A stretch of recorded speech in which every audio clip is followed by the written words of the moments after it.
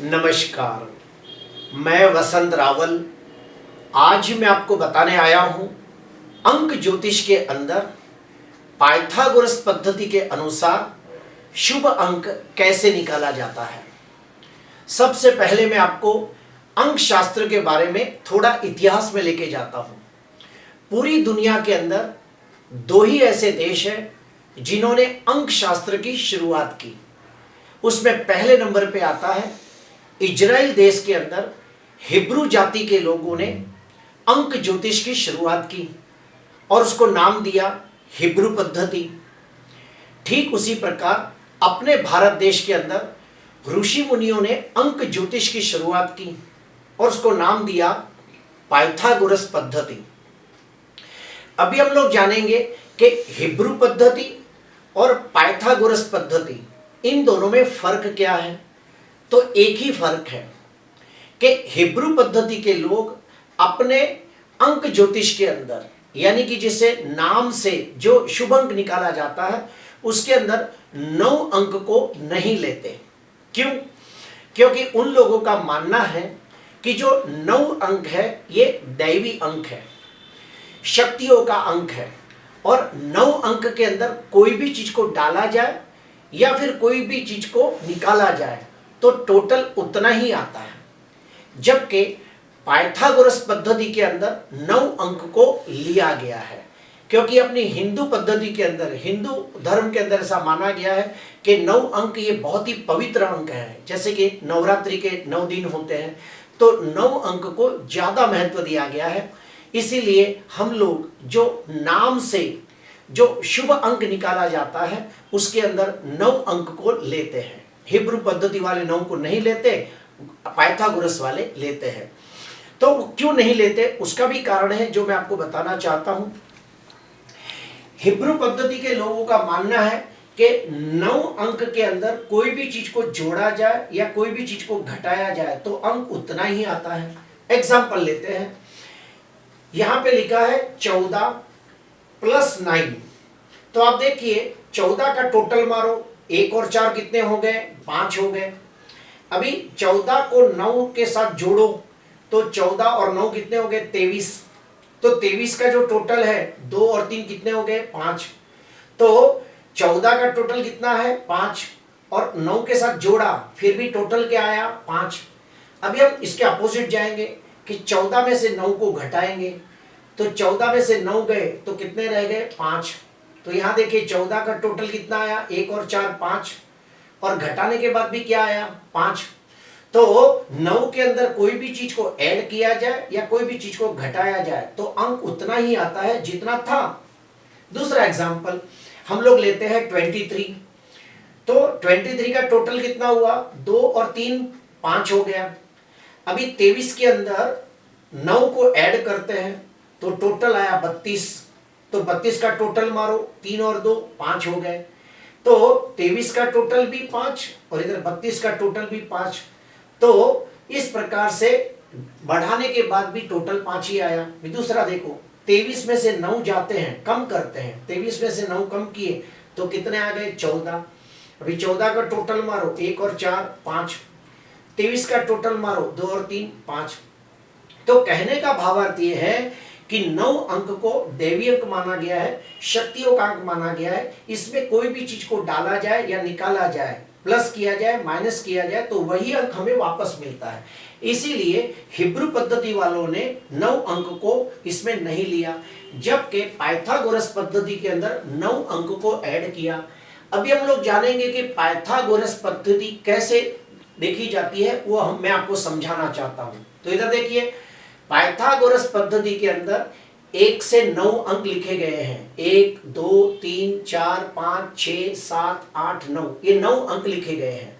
और आपकी जानकारी के लिए बता दूं कि अंक ज्योतिष के अंदर आपका मूलांक हो, आपका भाग्यांक हो, आपका शुभ अंक हो, कोई भी अंक हो तो उसका जो एक स्वामी ग्रह होता है और वो स्वामी ग्रह के हिसाब से ही तुम्हारा व्यक्तित्व बताया जाता है। तो इधर देखिए, हर ग्रह का अपना एक स्वामी ग्रह है। 1 का स्वामी ग्रह है सूर्य, 2 का स्वामी ग्रह है चंद्र, 3 का स्वामी ग्रह है गुरु, 4 का स्वामी ग्रह हर्षल राहु, 5 का स्वामी ग्रह बुध, 6 का स्वामी ग्रह शुक्र, 7 का स्वामी ग्रह नेपच्यून और केतु, 8 का स्वामी ग्रह शनि, 9 का स्वामी ग्रह मंगल। तो हर अंक का अपना एक स्वामी ग्रह होता है, फिर वो आपका मूलांक हो, भाग्यांक हो या फिर शुभ अंक हो। अभी हम और अंदर जाते हैं। अभी ABCD को लिखा गया है, देखिए लाइन से लिखा गया है ABCDEFGHIJKLMNOPQRSTUVWXYZ।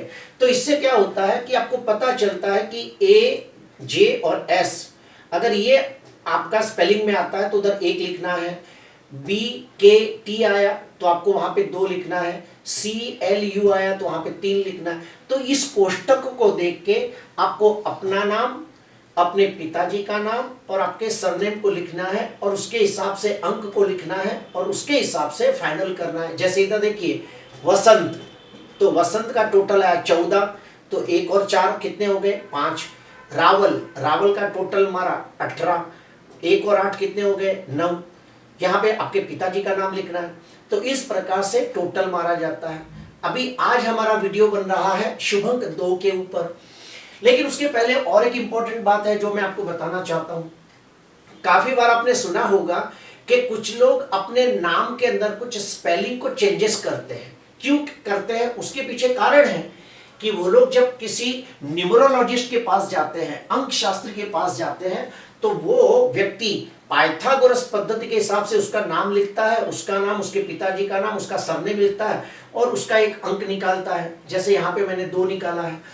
तो उसमें होता क्या है कि पाइथागोरस पद्धति के अनुसार जो अंक निकाला गया वो अंक का मूलांक के साथ अगर शत्रुता हो तो फिर उसके स्पेलिंग में चेंजेस करने होते हैं। मैं थोड़ा खुलकर समझाऊंगा, यानी आप मेरी बात को समझोगे। जैसे कि मान लो किसी व्यक्ति का मूलांक है 1, तो उसका स्वामी ग्रह कौन हो गया सूर्य, और मान लो उन्होंने पाइथागोरस पद्धति के अनुसार उसका जो शुभ अंक निकाला वो शुभ अंक निकला 8, तो 8 का स्वामी कौन है शनि। तो सूर्य और शनि एक दूसरे के कट्टर शत्रु है। तो ऐसी स्थिति में जो अंक शास्त्री होता है वो आपके स्पेलिंग में कुछ चेंजेस करवाता है और आपके शुभ अंक को बदली करके जो आपका मूलांक होता है उसके मित्र अंक के साथ आपको मैच करता है। जैसे कि जो मूलांक 1 है उसका मित्र कौन है, 2 भी है, 3 भी है, 5 भी है।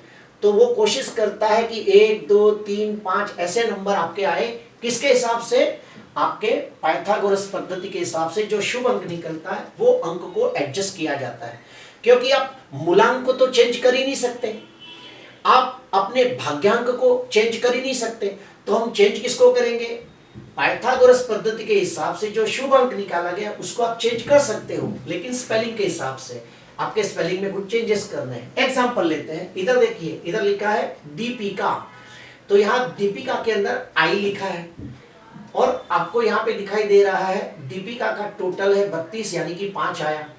अभी हमने क्या किया, इधर दीपिका के आई के जगह पे डबल ई लिख दिया, DEE, तो यहाँ पे दीपिका के आई को हटा के या डबल ई कर दिया तो उसका टोटल आ गया 6। तो पहले क्या था, शुभ अंक था 5, अभी शुभ अंक क्या हो गया 6। तो इस प्रकार से आपके पाइथागोरस पद्धति के अंदर शुभ अंक के अंदर आप अपने स्पेलिंग को थोड़ा सा बदल के अपने अंक को बदल सकते हो और वो अंक का तालमेल आपके मूलांक के साथ किया जाता है, आपके भाग्यांक के साथ किया जाता है। और याद रखिए, जो भी व्यक्ति का मूलांक, भाग्यांक और शुभ अंक अगर तीनों एक दूसरे के मित्र हो तो वो व्यक्ति को अपने जीवन में काफी तकलीफें कम होती है और उनका जीवन काफी आसानी से आगे बढ़ता है और उन्नति प्रगति भी होती है।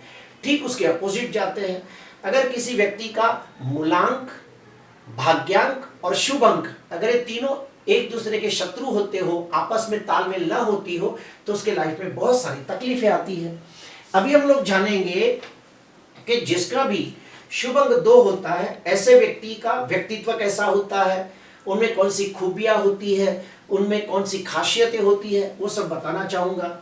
तो सुनिए, जिसका भी शुभ अंक 2 होता है ऐसे व्यक्ति बहुत ही इमोशनल, सेंसिटिव, भावनात्मक, संवेदनशील, कल्पनाशील होते हैं। चंद्र यात्रा का भी कारक है, तो जिसका भी शुभ अंक 2 होता है, ऐसे व्यक्तियों को बार बार छोटी मोटी मुसाफरी करने के योग बनते हैं, यात्रा, तीर्थ यात्रा करने के योग बनते हैं, देश विदेश की यात्रा करने के योग बनते हैं। और इन्हें यात्रा, तीर्थ यात्रा और मुसाफरी करने से आर्थिक दृष्टि से भी लाभ होता है, सामाजिक दृष्टि से भी लाभ होता है।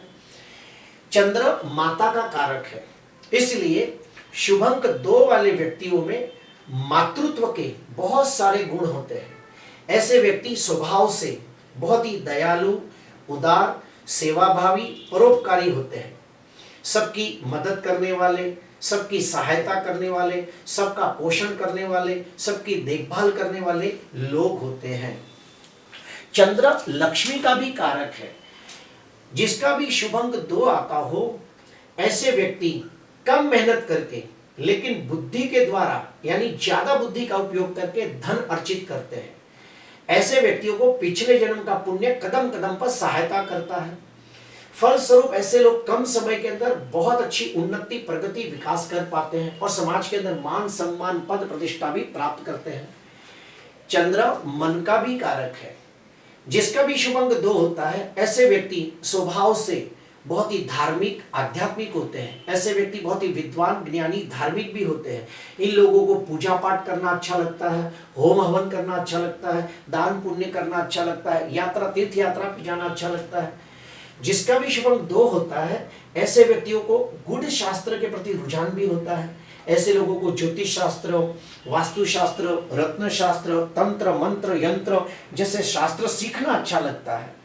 ऐसे व्यक्तियों को कविता सुनना, गजल सुनना, शेरो शायरी सुनना, अच्छे गाने सुनना, शांत म्यूजिक सुनना, ये सब इन्हें बड़ा पसंद आता है। जिसका भी शुभ अंक 2 होता है, ऐसे व्यक्ति में और एक खास बात मैंने देखी है कि ऐसे व्यक्ति रिश्तों की गरिमा को जानने वाले, अपने रिश्तों को पूरी ईमानदारी, वफादारी से निभाने वाले लोग होते हैं।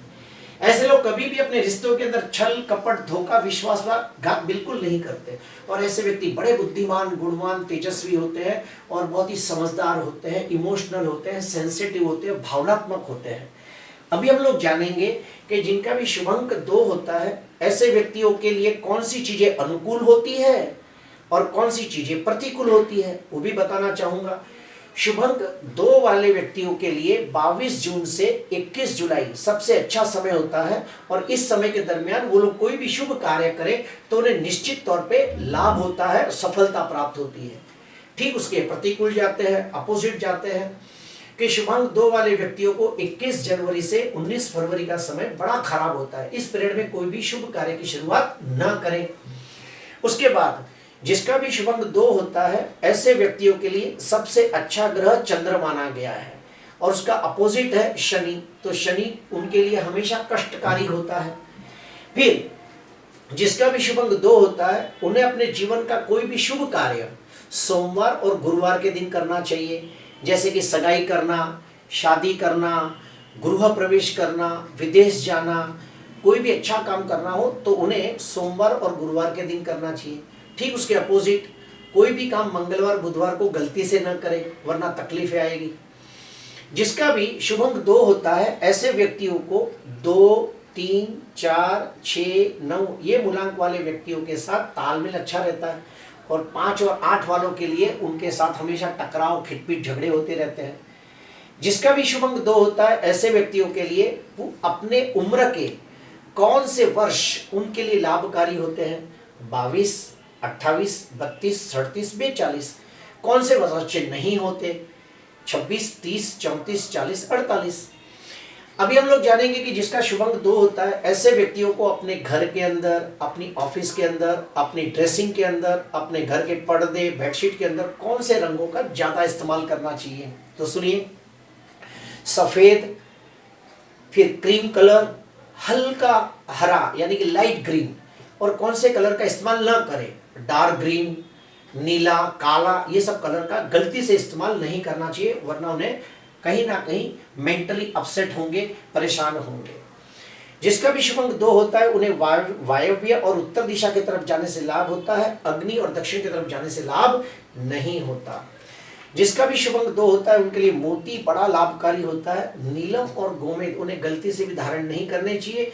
अपनी कुंडली किसी अच्छे ज्योतिषकार को दिखानी चाहिए और उनका मार्गदर्शन लेने के बाद ही उन्हें नीलम या गोमेद पहनना हो तो पहन सकते हैं, लेकिन ज्योतिषकार की सलाह लेने के बाद।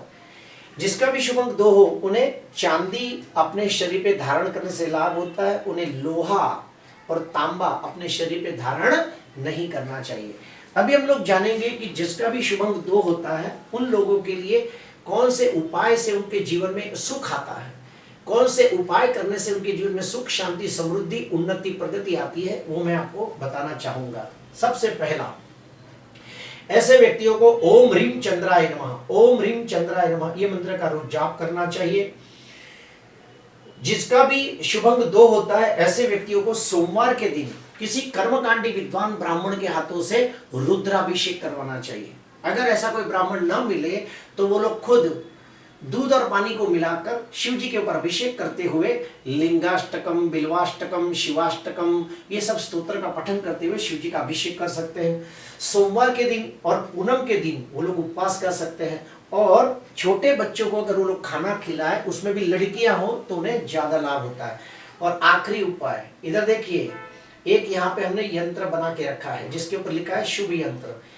आप देखिए कौन से भी हिसाब से टोटल मारोगे तो उसका टोटल आएगा 18। इधर देखिए 7 और 2 9, 9 और 9 18, 8 और 7 15, 15 और 3 18, ऐसा क्रॉस में गिनते हैं। 7 और 6 13, 13 और 5 18, तो इसको हमारे में कहते हैं 18 वाला यंत्र। तो इस यंत्र को अगर आप सोने के पत्रे पे, चांदी के पत्रे पे, पीतल के पत्रे पे या फिर भोज पत्र के ऊपर आप लिखकर उसे आप अपने घर के अंदर तिजोरी में, अपने ऑफिस के गल्ले में या फिर अपने पर्स में या फिर अपने मंदिर के स्थान पे रखोगे और उसकी पूजा करोगे तो तुम्हें बड़ा लाभ होता है।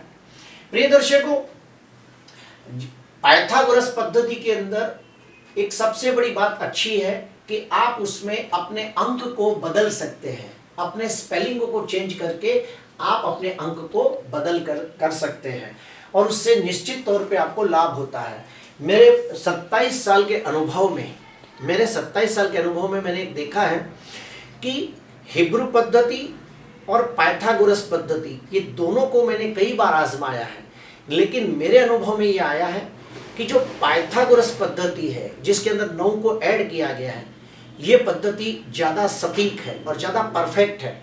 उससे जो अंक निकलता है वो ज़्यादा लाभकारी होता है। और हाँ, जिसका भी मूलांक और शुभ अंक आपस में तालमेल न बैठता हो उन लोगों को स्पेलिंग में चेंजेस करके अपने शुभ अंक को बदली कर लेना चाहिए। जिनको भी अपने भाग्यांक और जिनकी भी गणित के अंदर, अंक शास्त्र के अंदर जिनका भी भाग्यांक और शुभ अंक आपस में ताल न बैठता हो उन लोगों को भी अपने स्पेलिंग के अंदर कुछ तो भी थोड़ा बहुत मॉडिफिकेशन करके, चेंजेस करके अपने शुभ अंक को आप बदली कर सकते हो। और जो भी शुभ अंक निकले उसका मूलांक के साथ और भाग्यांक के साथ अगर जो मित्रता हो तो निश्चित तौर पर आपके जीवन के अंदर आप कम समय में अच्छी उन्नति, प्रगति कर पाओगे। प्रिय दर्शकों, आज मैंने पूरी कोशिश की कि अंक शास्त्र के अंदर पाइथागोरस पद्धति के अनुसार आपको अपना शुभ अंक कैसे निकालना चाहिए और जिनका शुभ अंक 2 होता है वो व्यक्ति कैसे होते हैं। अगर आपको अच्छा लगा तो जरूर लाइक करना, सब्सक्राइब करना। नमस्कार।